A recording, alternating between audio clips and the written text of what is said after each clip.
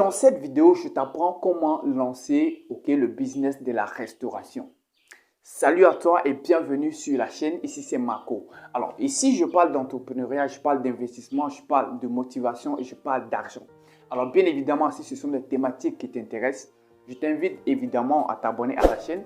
Active la cloche de notification et partage le contenu qu'on partage couramment sur cette chaîne-là avec ton entourage, avec tes amis, car ça peut véritablement les aider à eux aussi pouvoir se lancer dans l'entrepreneuriat. Alors, comment se lancer dans la restauration?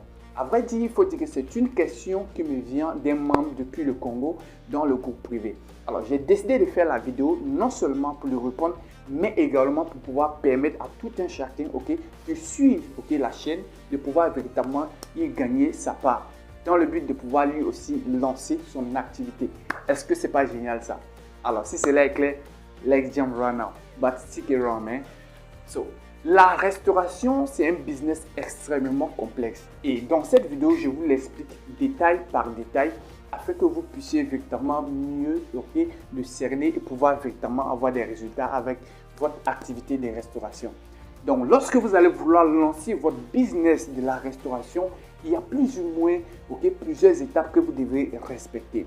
Alors, le premier point que vous devez respecter lorsque vous allez vouloir vous lancer dans la restauration, c'est ce que j'appelle le déploiement.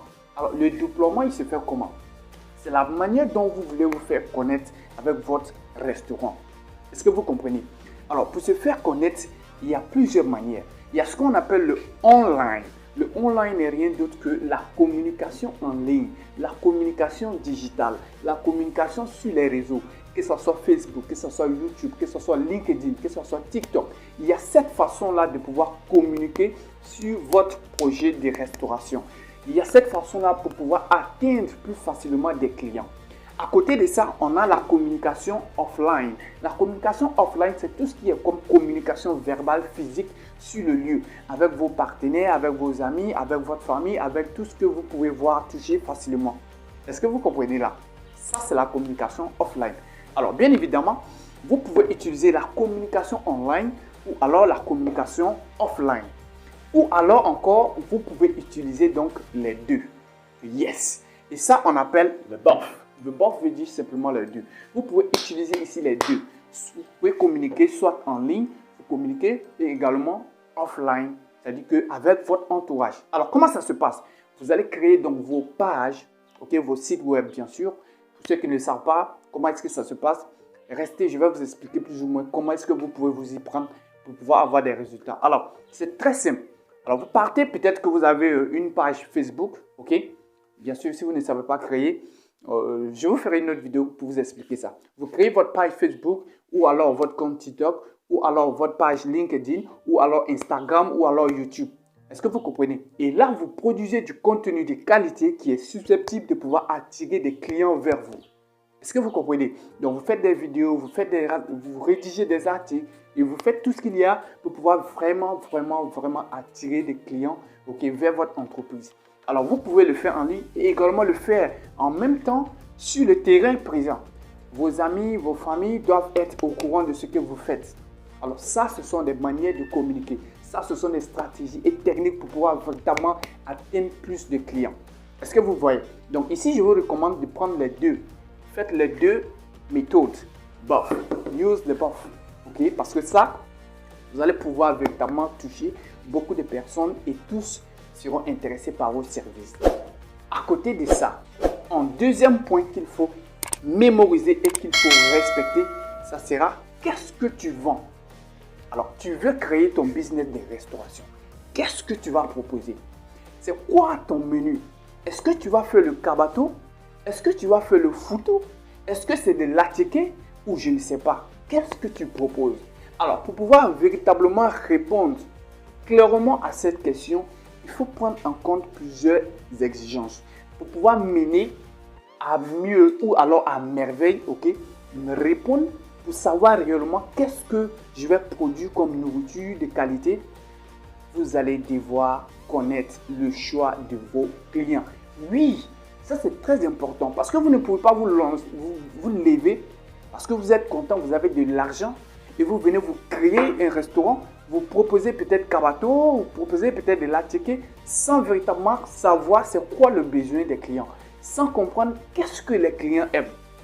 Ça, c'est très important parce que c'est ça, c'est la base de tout. Si vous ne connaissez pas qu'est-ce que les clients aiment, bien évidemment, ton restaurant risque véritablement de fermer.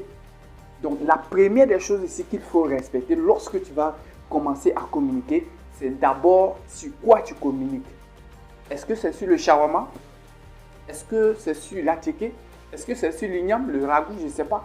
Mais si bien la chose sur laquelle tu veux véritablement communiquer. Et pour le connaître, il va falloir connaître le désir de tes clients. Aussi simple que ça.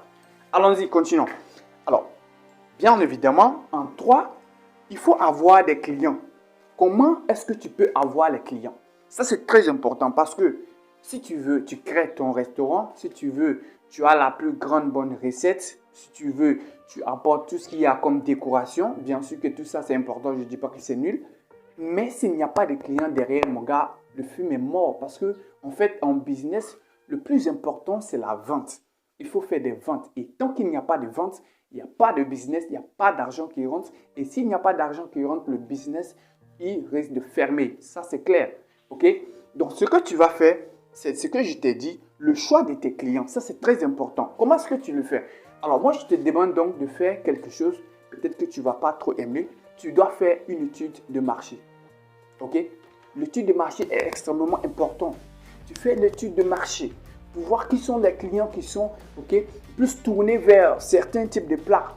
Est-ce que tu vois? Tu dois faire cette analyse-là. Et quand tu fais cette analyse, maintenant, tu approches et tu apportes ta propre contribution. Est-ce qu'on se comprend? La deuxième chose que tu peux faire, ça sera l'espionnage. Et ça, c'est très important. Alors, quand tu es petit et que tu veux rivaliser avec les grands, regarde ce qu'ils font. Regarde comment est-ce qu'ils s'y prennent. Regarde comment est-ce qu'ils s'y managent pour pouvoir véritablement dérouler les business. Et une fois cela est fait, boum les gars. La chose que vous aurez à faire, c'est de regarder comment est-ce qu'ils le font. Que ce soit les prix, que ce soit les plats. Regardez quels sont les plats qu'ils proposent et comment est-ce qu'ils le font. Et toi, tu prends ça, tu vas implémenter du moins dans ton business et tu apportes plus de valeur, tu apportes plus d'innovation, tu apportes plus d'amélioration. Voilà comment est-ce que tu vas pouvoir perdurer et avoir plus de clients. OK? Et maintenant également, il faut prendre en compte le fait que quand tu vas faire toutes ces analyses-là, il va falloir également mixer beaucoup sur le prix. Alors, les prix, c'est la base. Parce que vous savez que aujourd'hui, certains clients achètent certaines choses en fonction du prix. Alors, vous regardez également la concurrence des prix et vous voyez comment est-ce que vous pouvez véritablement placer vos prix pour pouvoir vous en sortir. Très intelligent. Alors, si tout ce processus est fait comme je l'ai dit, respecté à la lettre, il y a l'étape 4 qui vient. C'est l'étape où tu commences à toucher le money. Yes, money start now come. OK? Then now your business generates much money. OK? Then you are free now. OK? Donc, voilà un peu le business de la restauration présenté. Alors, pour tous ceux qui auront des questions, la barre des commentaires est là. Faites-moi savoir ce que vous voulez savoir et je vous répondrai très rapidement. Pour ceux qui ne sont pas encore dans le groupe, c'est l'occasion parfaite pour vous de faire partie de cette belle communauté où on partage les informations utiles susceptibles de pouvoir développer les business, susceptibles de pouvoir véritablement permettre à tout un chacun d'être un réel entrepreneur. Sur ce, porte-toi bien. Ciao.